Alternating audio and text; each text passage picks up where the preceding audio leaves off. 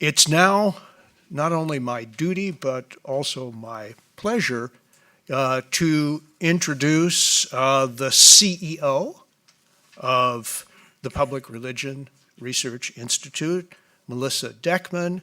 If I had the rest of the session, I could walk you through her many accomplishments. Suffice it to say that she's a political scientist who studies the impact of not only religion, but also gender and age on public opinion and behavior. Among her other writings, she's the author of Tea Party Women, which examines the role of women in conservative politics. And her writings, in addition to scholarly locations, have appeared in obscure publications such as the New York Times, the Washington Post, CNN, The Hill, Vice News, the Wall Street Journal, 538, and Politico, which pretty much covers all the bases. And so now let me, without further ado, turn the podium over to her on behalf of PRRI to fill you in further on the event. Thank you, Bill. That was a very gracious introduction. Good morning, everybody. Since 2009, Public Religion Research Institute has served as a nonpartisan, nonprofit organization dedicated to conducting independent research at the intersection of religion, culture, and politics. And the Brookings Institution, as Bill indicated, has really been a steadfast partner with us over the years. And I believe this is our 17th joint public event with EJ and Bill and the Brookings Governance Studies team. So on behalf of PRRI, I'd like to welcome you to our presentation today on the findings from this very important new study on Christian nationalism. This survey of more than 6,000 Americans, conducted jointly with Brookings, sheds new light on the underpinnings of Christian nationalist ideology. As always, it's a pleasure working with both E.J. Dion and Bill Galston and the Brookings team. Thanks also to the staff of Brookings for helping to organize this event this morning. I'd also like to acknowledge the excellent work done by our talented team at PRI, including Dr. Natalie Jackson, who is our Director of Research at PRI, and our research staff, including Dr. Deanna Ortiz, Ian Huff, and Maddie Snodgrass.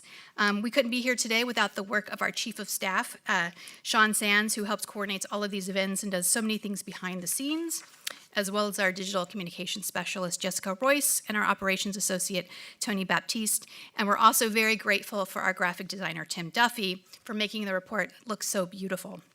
I also wanted to say thank you to our panelists for appearing today, and also just to note that Dr. Anthea Butler was originally scheduled to appear on our panel. She's a professor at the University of Pennsylvania, but unfortunately had a family emergency. So just wanted to make that note. And finally, I wanted to recognize one special guest in the audience, Todd Stiefel. He is the founder of the Stiefel Free Thought Foundation, who is one of our general funders. We're very grateful for the support of the Stiefel Foundation for the work of PRI. And for those of you watching along today on live stream, all 1,500 plus of you, which is exciting, you can find a full copy of the survey at our website at www.prri.org. You can also sign up for regular takes about news at the intersection of religion and politics, including our morning buzz. And as you'll see in the corner there, hashtag Christian Nationalism if you want to follow along with some live tweeting and looking at some commentary about the event today as well. It is my pleasure now to introduce to you Dr. Robert P. Jones, the president and founder of PRI. He is the author of White Too Long, The Legacy of White Supremacy in American Christianity, which won a 2021 American Book Award. He is also the author of The End of White Christian America, which won the 2019 Grawemeyer Award in Religion. He holds a PhD in religion from Emory University, an MDiv from Southwestern Baptist Theological Seminary, and a BS in computing science and mathematics at Mississippi College. Without further ado, Robbie. Hi, everyone. Glad to see everyone here in person. And again, so grateful for so many online. Well, it's my job to take you through the main findings of the survey today, and I'm going to do that via this PowerPoint presentation. It's going to be a fairly quick drive through the data. We'll have time to unpack it a little bit later, but I'm thrilled to be here, see all of you in person, so thank you for being here. Without further ado, let me just jump in here. First, just some basics to see so you know what you're looking at. This survey was conducted at the very end of last year between November 21st and December 14th. With responses, representative sample of over 6,000 Americans. It's a very large survey, gives us a fairly small margin of sampling error and ability to break out smaller subgroups with higher confidence. It was made possible through the general support of the Foundation to Promote Open Society, with additional support from the Carnegie Corporation of New York, the Wilbur and Hilda Glenn Family Foundation, and the Unitarian Universalist program at Shelter Rock. So thank you to all of those funders who made this study possible today. All right, so one of the biggest questions in front of us was how to measure this idea of Christian nationalism. And one of the ways that we do that, as we've done with other studies in partnership with Brookings, is to kind of think about this as a kind of composite worldview, and to get not just one question, but a number of questions to help us zero in on a particular orientation toward a topic. So in this case, we use 5 questions here to construct a Christian nationalism scale. And basically the way this works is you ask everyone these questions, you get sort of completely agree, somewhat disagree, completely disagree, and then you score people like 1 through 4, right, for each of those answers. And then you standardize the scores, you add them all up, then standardize them between 0 and 1, and everybody gets a composite score for how they answered all 5 of these questions. They could be high on one, low on another, et cetera, et cetera. So these are the percentage of the American public who agree with each of these questions, right? So ranging from a low of God has called Christians to exercise dominion over all areas of American society. 1 in 5 Americans, 20%, agree with that statement. Ranging down here from the high, 40% of Americans agree with the statement, either completely or somewhat agree with the statement, U.S. law should be based on Christian values. And you can see other questions in between. So we combine all of those questions. So everywhere where you see Christian nationalism, adherence, or other categories, it is based on these 5 questions. So how do those questions then sort Americans? We basically looked at the distribution of the data, and it looked like it sorted Americans into 4 basic categories. These are names that we assigned to these groups, right? So we didn't ask people about these names. We came up with these labels to describe where people fell along that continuum with those 5 questions. So starting at the top, we gave the name of the people who completely or mostly agree with almost all of those statements. Christian nationalism adherents. They basically had a composite score of 0.75 to 1 when we added all those questions together and standardized the scale. One way of thinking about them is they're just people who overwhelmingly agree or completely agree with all 5 questions. The next group down are sympathizers. These are people who agree, but they are less likely to completely agree with those statements. They had this composite score between 0.5 and 0.74.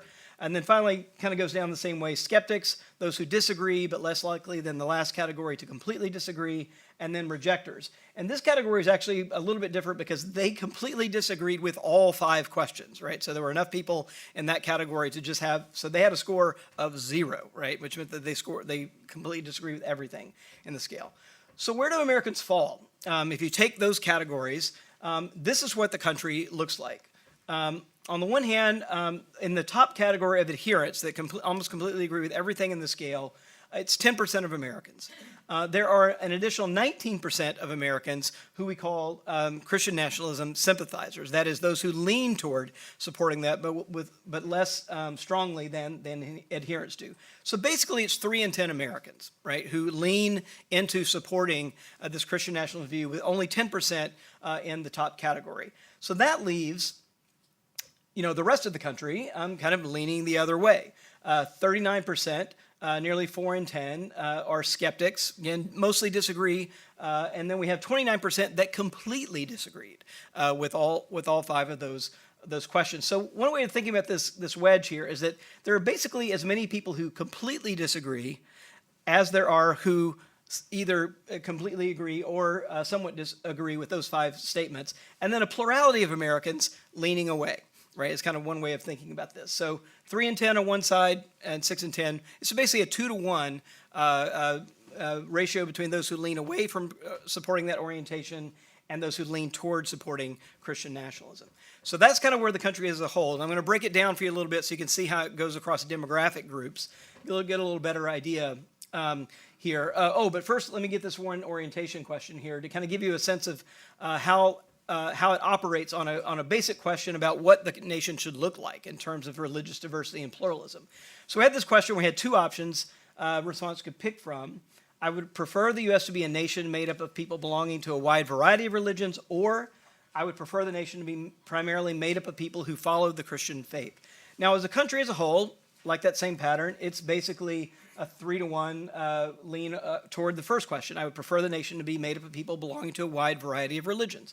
Nearly 3/4 of the country believes that, compared to only about a quarter who would like to see a primarily Christian nation.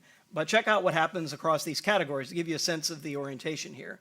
So they are Christian nationalism adherents, basically mirror images of the public, right? So they're lean completely the opposite way. 3/4 said they prefer the nation to be primarily made up of those who follow the Christian faith. Among sympathizers, you'll see they're a little more divided, still lean toward majority, saying they prefer the nation to be made up of the Christian faith. And then here are the other two categories here. You can see big differences, right, in terms of what they want, what these different groups want the country to look like. So that's just kind of give you a sense of how strongly they think about religious pluralism in the country here. One other thing we did was the term Christian nationalism, as many of you know, is fairly new in our public kind of vocabulary, and so it's part of the vernacular, but we were wondering about how many people actually know about the term and whether they think about the term, and this turned out actually some pretty interesting data. So the first thing is to say that those who are Christian nationalism adherents are much more likely to view the term favorably, right? So it doesn't have a pejorative ring to those who actually are Christian nationalism adherents. Sympathizers, a little less likely so, and then as you can see down to skeptics and rejectors, very few have a positive association with the term. But here's something fairly interesting, is that a plurality of Americans have not heard of the term, right? So we have a big swath of the country, and even among adherents, 4 in 10 say they don't really know, haven't really heard of the term and don't have an opinion about it. Noticeably here, the people most likely to have heard of the term are the people who oppose it, right? So the rejectors are the ones who really, only 19% of the rejectors say they haven't heard of the term. But here's the other side of it. You can see here people who say they have either a mostly unfavorable or a very unfavorable view of the term. And you can see the rejectors down here, 71%, very unfavorable view of the term. But among adherents, right, it's very clear that those who know about the term overwhelmingly have a positive association with it. So who are Christian nationalism adherents? I'm kind of walk you through some demographics here. One of the more interesting things here is how does this break along religious lines? I'm going to put up just the first half, the adherents and the sympathizers here. And the first thing to say is that the top one here, white evangelical Protestants, really do stand alone. There's no other religious group in the country that's anywhere near. This is basically 2/3 of white evangelicals who are either in the adherent category or the sympathizer category. This group, other Protestants of color, is an interesting one too. It doesn't actually show up on most surveys because this is only 3% of the population, right? So the reason why we have it here is because we have a very large survey. We're actually able to break this group out. It is a kind of mixed group. It consists of Asian American and Pacific Islander Protestants. Mixed race Protestants are those who are of a racial or ethnic identity other than Black or Latino. Right, and so it is a mixed group. It does tend to lean Republican and lean conservative. So that's one of the reasons why you see it up there, really in the neighborhood of Latino Protestants. Latino Protestants also, you see the real difference between Latino Protestants and Latino Catholics here on the chart. That really goes toward their voting patterns. Latino Protestants tend to lean toward voting for Trump. Latino Catholics lean toward voting for Democratic presidential candidates very consistently over the last few years.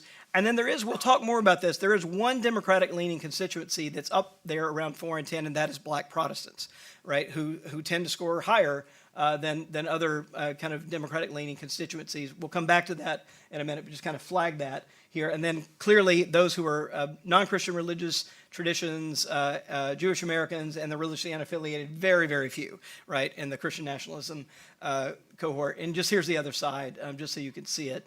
But among white evangelical Protestants, it really is only about 1/3 who are either skeptics or rejectors. That group stinks out more than any other group. One other question that often comes up is like whether people who claim to be Christian nationalists are really just nationalists, right? And whether they really are religious, or whether they're just Christian in name only is the term that gets thrown out a lot of times. What we found is, in fact, that religious attendance is positively correlated with belief in Christian nationalism views, right? So the more likely you are to attend church, the more likely you are to hold Christian nationalist views. So it is very connected to churches, not to people who are just sitting it out on Sunday morning. So those who attend once a week or more, basically half of that group is either in the adherent or sympathizer category. As you go down to less frequent religious attendance, you see the less likelihood of being either a Christian nationalism adherent or a sympathizer. Here's the other side, just so you can see that as well. So I think that's an important kind of contribution to the study as well.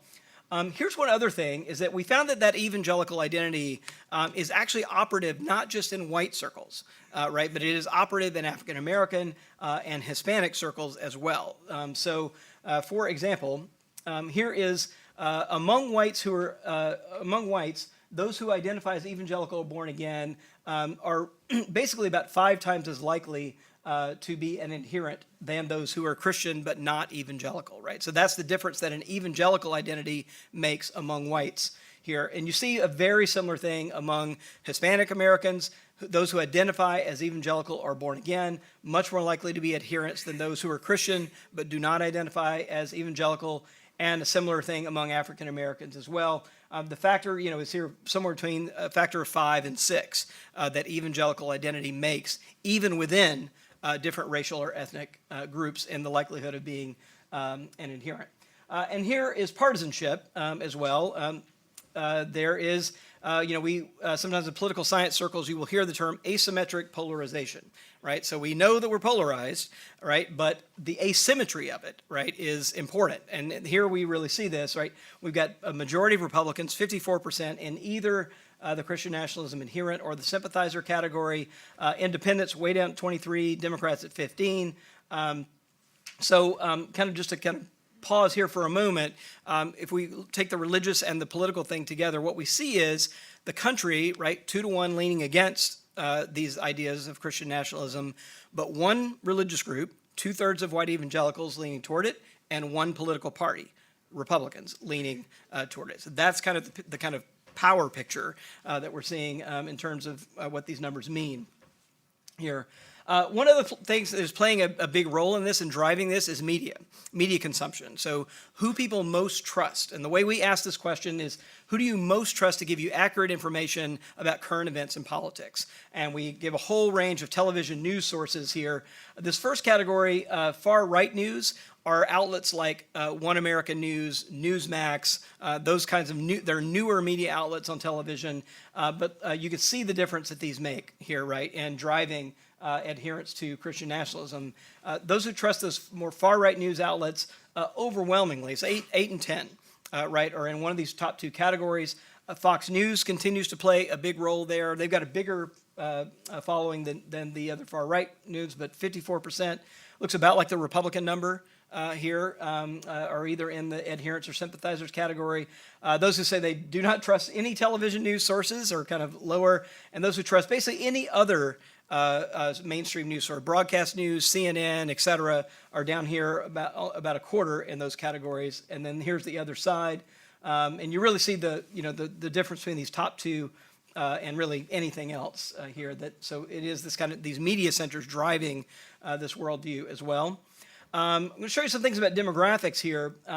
One interesting thing is there really aren't that many gender differences here in likelihood of being a Christian nationalism adherent or a Christian nationalism sympathizer. They look very, very similar. There are some age differences that you'll see here, and the break is basically under 50, over 50. That's where we see the biggest breaks. They're not huge, but they are kind of linear, and with a big jump between over 50. Those older, more likely to be Christian nationalism adherents or sympathizers. Education, very similar thing. A break between 4-year college degree or more, and those with some college or less. Here you can see, if you look at the rejectors too, you can kind of see those with the 4-year college degree basically twice as likely as those with a high school or less degree to be Christian nationalism rejectors. And here we saw less differences by race than we really thought we might see. I'm going to come back to this in a minute. We saw a hint of that in the Black Protestant numbers and the religion slide. But basically the numbers between all white Americans, all black Americans look very, very similar, right? There's some small differences here, but not big ones here. And I'm going to come back to the role that whiteness plays in a moment. So we also were interested in this survey in thinking about how does Christian nationalist views correlate with other kinds of ideologies that have been circulating, particularly on the political right. So we're going to ask about a number of these and show you the correlations here so that, what basically is that Christian nationalist views don't sit in a vacuum. They're intersecting with a number of other sets of views. So here are a number of views that have to do with kind of denials of structural racism in the country. And in each of these, you'll see that we have all Americans as the top one and Christian nationalism adherents in the second one. And we've scaled them all the same direction so you can kind of see it. So some are agree, some are disagree, depending on which direction the question leaned. So the first one, just to give you an example, generations of slavery and discrimination have created conditions that make it difficult for many black Americans to work their way out of the lower class. So this is the number of people who disagree with that statement. In other words, deny that anything in the past has anything to do with upward mobility or opportunities for African Americans today. Among all Americans, 45% disagree with that statement, but among Christian nationalism adherents, 70% disagree with that statement, right? So big jump here, so positive correlation, and you can see that across all the rest of these questions. I won't read them all, but you basically see this 20, 30-point jump among Christian nationalism adherents. And here I do want to show you across the next few slides the difference that sort of white identity makes within Christian nationalism, right, here. And you'll basically see these numbers just tick up one more click among those who are Christian nationalism adherents and who are white. Basically, at least another 10 points that they come up the scale. So in that one we were looking at here, 83% of Christian nationalism adherents who are white disagree with that statement about structural racism. And then look at Christian nationalism adherents of color on this, right? Really different here. So like, again, the first one, Christian national adherents of color look like the general population. Only 46% disagree with that statement. And you can see these gaps, 20, 30, even 40, almost 40 points on the first one. So even within kind of Christian national adherents, kind of whiteness tends to have its own kind of vector of operation here. Here is one about anti-immigrant views. Very similar. These are the number of Americans. For example, I'll do the bottom one this time as an example. Immigrants are invading our country and replacing our cultural and ethnic backgrounds, essentially a survey version of kind of so-called replacement theory that you kind of heard kind of bouncing around conservative media. Only 30%, 32% of Americans agree with that statement, but 71% of Christian nationalism adherents agree with that statement, right? And if you look at those who are white, it ticks up another 10 points, right? Christian nationalism adherents who are white, much more likely to hold this kind of anti-immigrant view, and Christian nationalism adherents of color, higher than the general population, but nearly 30 points different than those who are white among Christian nationalism. Another one around anti-Muslim views. We have a couple of questions here. The values of Islam are at odds with American values and way of life. That question was on a scale that says, do you think that this describes the situation in the U.S. today, completely or somewhat, or those who we've graphed? And then we should prevent people from some majority Muslim countries from entering the U.S. These are people who agree. Again, the general population, take the bottom one, prevent people from entering the U.S., 29% of the public, but 67% of Christian nationalism adherents agree with that statement. And then if we look at numbers who are white, again, it ticks up a little bit, not quite as much as it did in the other questions. And you can see this gap between Christian nationalism adherents who are white and those who are not white. So that's the pattern really on anti-Muslim views, anti-immigrant views, and attitudes around racism with regard to African Americans. The view gets a little more complex when we get to anti-Semitism. So we have a number of questions here that are around kind of attitudes about Jewish Americans. And you can see, again, already the gap between all Americans and the Christian nationalism adherents here. That gap is there, but look what happens when we look at white, the Christian nationalism adherents who are white, basically look at that average for Christian nationalism overall, and we see in a couple of places, actually, Christian nationalism adherents of color actually scoring a little bit higher on these attitudes that kind of are correlated around anti-Semitism, particularly around Jewish people sticking together more than other Americans, and this idea that American Christians love Israel more than most American Jews do. So some complexity there in terms of race among Christian nationalism adherents. And then finally, the other place that we saw is that there's a high correlation between holding traditional patriarchal gender roles and adherence to Christian nationalism as well. So here, again, a number of statements here. For society as a whole become too soft and feminine, for example. 38% of the country agrees with that, but 66% of Christian national adherents agree with that. And then you could look at the numbers of white and non-white. Here again, the differences aren't quite as pronounced. And on a couple, for example, in a truly Christian family, the husband is the head of the household and his wife submits to his leadership. We actually have Christian nationalism adherents of color scoring slightly higher on that measure than we do. But overall, again, this kind of idea of patriarchal gender roles is something highly correlated with Christian nationalism as well. So we've said a little bit about whiteness in those, but two other places to kind of think about this. We had a standalone question that was not part of the scale that really tried to put the idea of kind of Eurocentric Christianity right heart and center of the question. So this question says, God intended America to be a new promised land where European Christians could create a society that would be an example to the rest of the world. So we've got kind of white Christianity built into the question here. Among all Americans, you'll see there's about 3 in 10 Americans agree with that statement. And then you could see it's highly stratified by Christian nationalism views. So Christian nationalism adherents, 83% Christian national adherents and sympathizers kind of agree with that statement. You can see it kind of going down here as you go down the scale toward rejectors as well. And here's the rest of the other side of that who mostly agree and mostly disagree. But again, this with whiteness kind of built into it, you can see still highly correlated by Christian nationalism. The other thing the survey did to try to test out, because one of the challenges with a survey is getting people to tell you things that are sensitive, right? People survey respondents, even if we kind of give them guarantees of anonymity, which we do, these surveys are all online and anonymous. It's still sometimes difficult to get people to tell you the truth about, especially things about racism.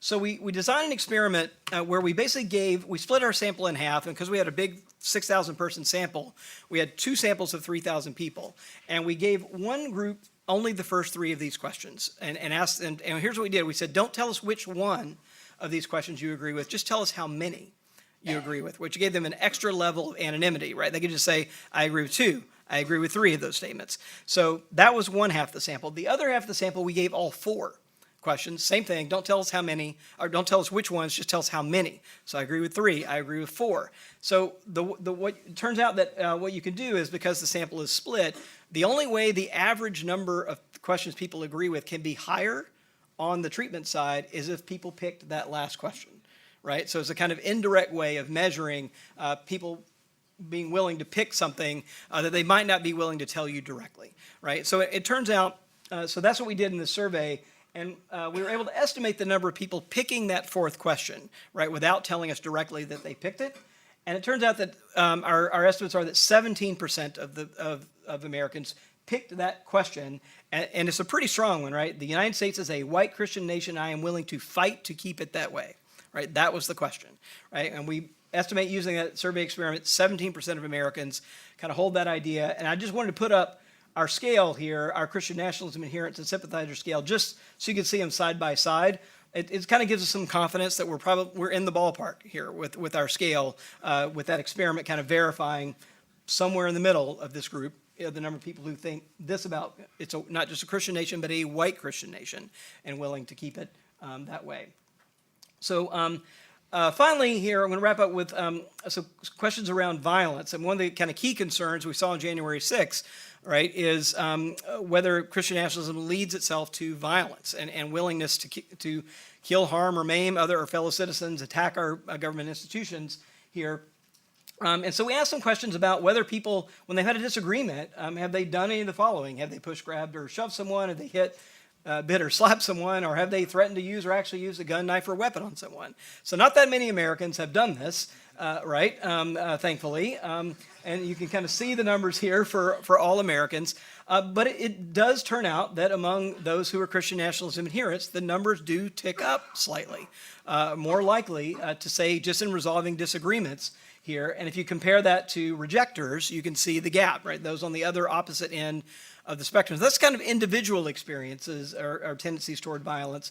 What about political violence? So we've been asking this question for a while. This question about whether, so it reads, because things have gotten so off track, true American patriots may have to resort to violence in order to save our country. Here is all Americans. 16% of the country agrees with that statement. But again, among those who are Christian nationalism adherents, that number jumps to 40, it jumps to 40%. Sympathizers is 22, and then you can kind of see it going down. So there is a much higher relationship between attitudes toward political violence as well among Christian nationalism adherents. So on that cheery note, I'm going to kind of wrap the presentation, and I'm going to take my seat. I'll have a little bit more to say in terms of commentary as part of the panel, but thank you for your patience, and with that, let me welcome the panel to join me.